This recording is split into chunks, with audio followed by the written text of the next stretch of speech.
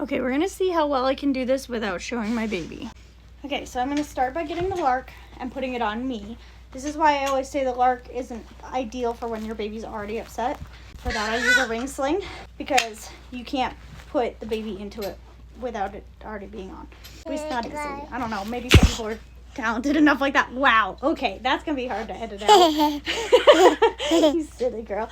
Okay, so, so I clipped it and then I added the strap, but I left it a little bit loose because I'm gonna need to twist it around, but I still pull the strap over because I can still tighten it with that safety strap.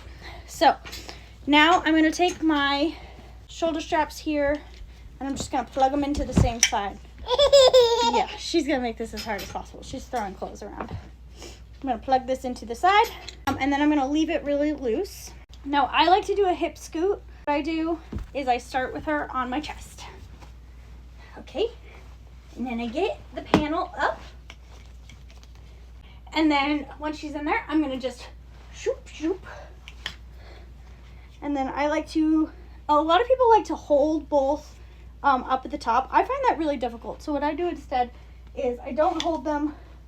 I let this one go, stay down, and I pull this one over my shoulder, and then I go over her. She likes to lean up instead of helping me out and leaning forward. So then I gotta kind of just pull on these, okay? So now once I'm in this position, she's mostly good, but I need to fold this part in. You don't have to, but it's a little more comfortable.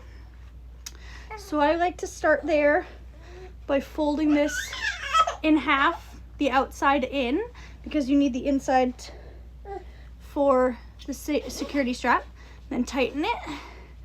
And you don't have to tighten it all the way at this point. You just want to get it good enough. And then I've already got my safety loop here, so I'm going to give that a tighten.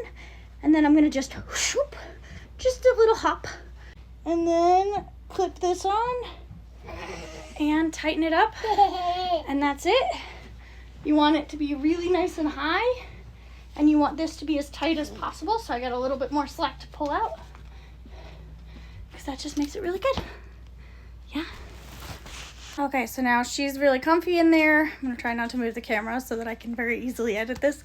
She's really comfy in there. She's happy in there. This is my ideal for long-term carry. I use my Ambuhimo for short-term back carrying, and I use this for long-term back carrying. I just find it way more comfortable, way less painful in the back. I can back wear her all day in this.